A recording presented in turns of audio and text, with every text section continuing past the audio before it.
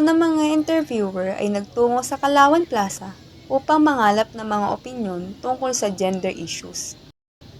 Sa aming paglilibot, napagpasyahan naming simulan ng panayam sa magkasintahang narito sa plaza. Narito ang naging resulta ng aming paunang panayam. Sila'y sumagot ng walang pag-aalinlangan sa mga katanungan tungkol sa kasarian. Ayon sa kanilang mga opinyon, sila ay pabor sa pantay na pagtingin sa kasarian pagdating sa trabaho. Kahit anong klase pa ang trabaho, hindi dapat pinipili ang kasarian dahil kung kaya ng lalaki, kaya din ng babae. Bagamat sila'y magkasintahan, magkasalungat ang kanilang mga opinyon patungkol sa kung sino ang dapat nasusunod sa loob ng bahay, lalaki ba o babae. Sa opinyon ng lalaki, dapat daw nasundin ng lalaki dahil ito ang sumusuporta sa pamilya. At ayon sa babae, mas okay kung parehas ang pagtingin sa pagsunod sa loob ng bahay. Hindi daw dapat may mas mataas, dapat pantay ang babae at lalaki. Sa huling katanungan naman ay medyo hindi sila handa dahil tungkol ito sa ikatlong kasarian. Ngunit, masaya naman silang sumagot ng kanilang opinyon tungkol dito.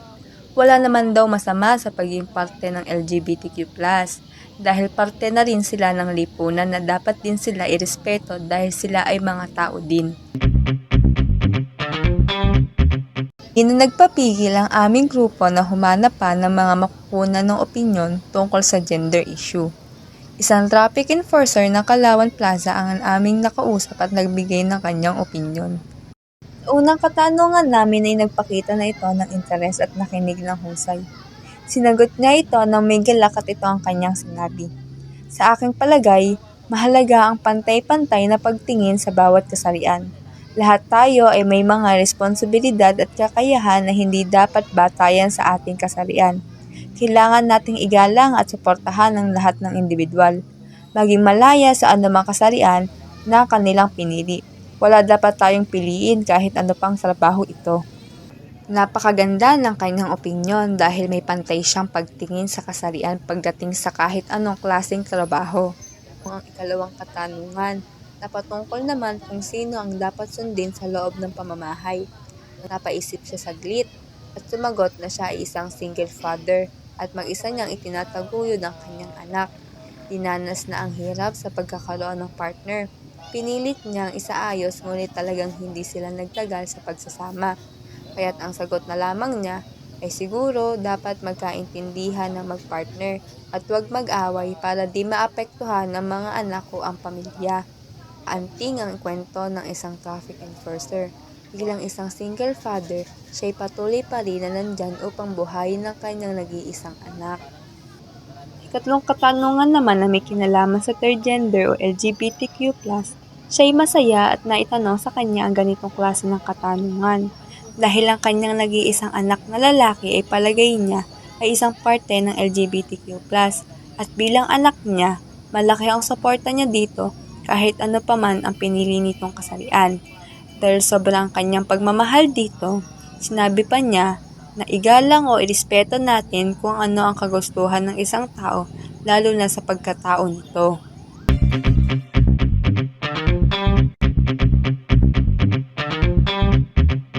Sa aming pag-iikot sa Kalawan Plaza, nakita namin ang isang ina na may 2 anak na kasama. Lumapit ang aming team sa kanila at tinanong kung bakit sila nasa plaza. Sa kwento ng ina, sinabi niyang doon lamang sila nagpapalipas ng ulan at naghihintay sa kanyang mister. Ito na ang nag-udyok sa amin upang mas lumalim ang aming pagtatanong. Isang kasamahan namin na nagtanong kung malaki ang epekto ng gender sa trabaho. Nagsabi ang ina na may mga trabaho na humihingi ng particular na gender. Subalit hindi kami nagpatinag sa aming mga susunod na katanungan. Dalawang tanong ibinahagi ng ina ang kanyang opinyon bilang ilaw ng tahanan. Sinabi niya na hindi lamang dapat sumunod ang mga lalaki sa isang tahanan, kundi pati rin ang mga babae. Ayon sa kanya, may karapatan at pantay-pantay ang bawat isa, lalo na kung mag-asawa at nagsasama sila. Nabahala ang aking damdamin nang itanong namin sa kanya ang tungkol sa third sex. Nagkwento ang ina tungkol sa kanyang 2 kapatid na kasapi ng LGBTQ+ community. Ipinahayag niya na nalungkot siya dahil huli nila ito nalaman. Patuloy kaming nakikinig sa kanyang kwento. Sinabi ng ina na nawala ang dalawang kapatid nila na hindi nila nalaman ang tunay na kalagayan nito. Kaya sa ngayon, huwag nating itakwil ang mga tulad nila dahil pantay-pantay ang bawat tao sa mundo. Nalungkot kami sa mga salitang sinabi niya na parehas kasi silang nawala at huli nang nalaman namin iyon. Naging maayos ang huling pag-uusap namin ngunit nahalata namin ang kalungkutan na nararamdaman niya sa pagkawala ng kanyang dalawang kapatid.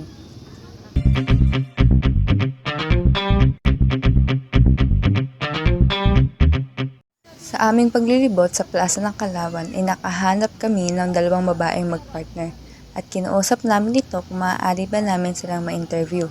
Sa aming mga katanungan sa pagsagot ng magkasintahan ay agad na namin silang tinanong. Bilang unang katanungan sa magkasintahan, sa iyong palagay mahalaga ba ang gender pagdating sa trabaho? Nagbahagi kami ng konting halimbawa sa kanila na pag sinabi natin na teacher, babae lamang ba ang dapat? O pag sinabi naman natin na bumbero ay lalaki lang ba ang dapat na maging bumbero? Dahil malalakas sila at pag babae ay hindi akma. At ayon sa kanya, okay lang na hindi about sa gender nagbe-base ang mga trabaho. Meron din namang mga works na hindi lamang para sa babae na pwede sa lalaki at hindi lamang kaya ng lalaki na kaya rin ng mga babae. Sa aming pangalawang katanungan na sino ang masusunod sa bahay, ang lalaki ba o ang babae? Ayon sa kanya, much more na meron silang good communication with each other, na meron silang good relationship na parehas silang dalawa ang nasusunod at nagbibigay ng opinion sa isa't isa. If there's a conflict, maayos nila kung ano man. Bilang huling katanungan at ito ang kanyang sinagot. Ayos lamang sa kanya dahil meron sa ibang bansa na open yung country para sa mga LGBTQ+. At sana ay okay na rin sa atin dahil ang love ay hindi naman nagbe-base sa gender. At kaya sana ang advice ko lang sa mga nakakapag-count ng sarili nila, sana magawa nila yan dahil kapag nangyari yun ay masarap sa feeling.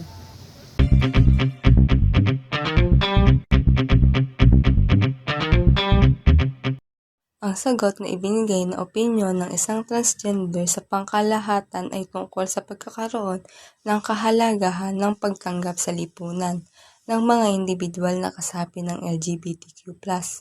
Ayon sa kanya, ang LGBTQ+ ay nagbibigay ng iba't ibang kulay at sigla sa mundo, nagpapahayag ng pagkakaiba at nagpapalawak ng kamalayan ng tao sa kanyang sarili at sa iba.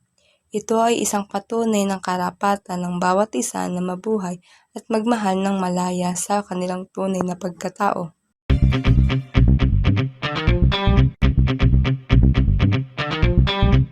Para sa unang tanong, sinagot kaagad dito ng violence against women and children. Sapagkat kapag may nagrereklamo, kailangan i-blotter muna ang insidente. Pagkatapos nito, ipapatawag ang kaso ng pribadong individual.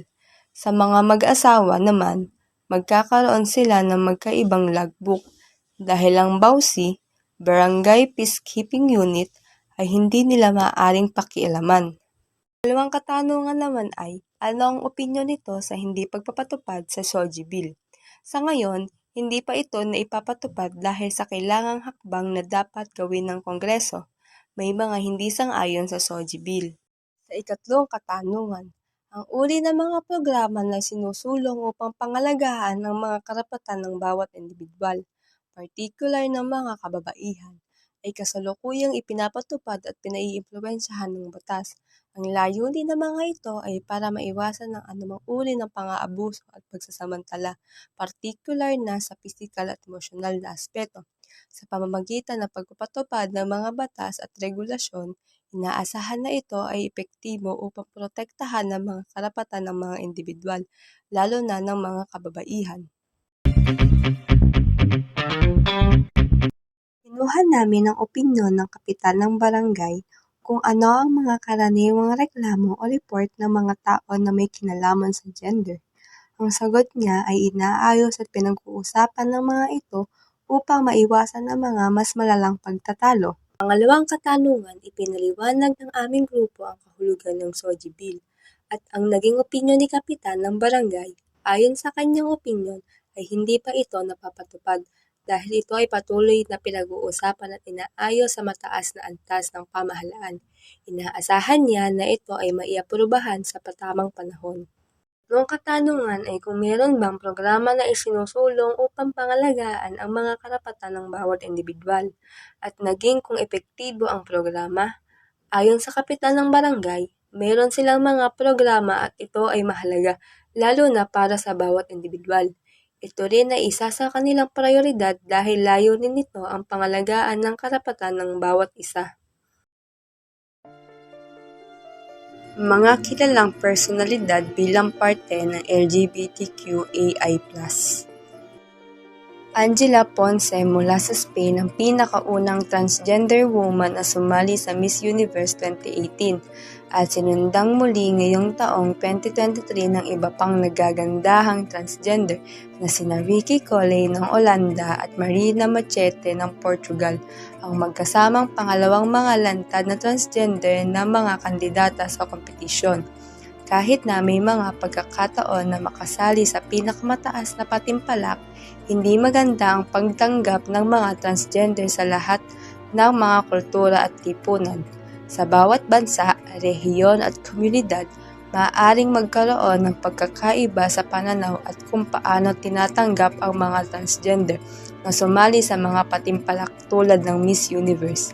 Ang mga reaksyon at pagtanggap ng lipunan ay maaaring iba-iba mula sa positibo hanggang negatibo. Paano kung dumating ang oras na para bang inaabuso na ang pagkakaroon ng karapatan? Tama ba ito? Madeus Fernando Pagente, na mas kilala sa stage name na Pura Luca Vega, ay isang Filipino drag artist. Contestant sila ng Drag Den noong 2023. Nakuha nilang atensyon ng publiko para sa isang drag performance na nakadamit bilang si Jesucristo sa tono ng isang remix ng Ama Namin, ang wikang Tagalog na bersyon ng Panalangin ng Panginoon. Sinampahan ng kasong cybercrime ng KBS-MPI, ngunit dahil sa mga sumusuporta sa kanya, nagtipon-tipon at nag-ipon ng donasyon upang makalaya makalipas ng 3 araw. Nagsunod-sunod din ang mga nagdeklarang bayan ng persona non grata bilang di pagtanggap ng mga naging aksyon ni Pura Luca Vega. Bilang aral sa bawat isa, kahit na tayo'y may kalayaan na ipakita ang ating talento, kailangan maging sensitibo pa rin sa bawat aksyon lalo na kung ang mismong kultura o paniniwala ng nakakarami ang nayuyurakan. Sa bawat panahon na tayo ay nasasadlakan sa problema, may mga tao pa din na nandyan na susuporta at maniniwalang kahit nagkamali ang isang kapwa, darating ang panahon na ito'y magbabago. Sa pagtatapos ng aming video, nais naming ipahayag ang kahalagahan ng kasarian at kung paano ang lipunan ay tinuturuan tayo na labagin ang mga hadlang. Sa isang lipunan na nagpapatibay at nagpapahalaga sa kapantayang kasarian, mahalaga na itaguyod natin ang respeto at pag-unawa sa bawat isa. Sa pamamagitan ng pagbasag ng mga hadlang at pagbabago ng himig ng lipunan, maging mas matatag tayo bilang isang sibilisasyon na nagpapahalaga at tinatanggap ang bawat uri ng kasarian. Sa huli, tayo ay magsama-sama sa pagsasabuhay ng pantay-pantay na mundo at magtamo ng isang magandang kinabukasan para sa lahat. Maraming salamat sa inyong panonood. Magsama-sama tayong bumuo ng mundo na malayang nakakamtan ang katuparan at kasiyahan para sa lahat. Ingat at hanggang sa muli. Maraming salamat.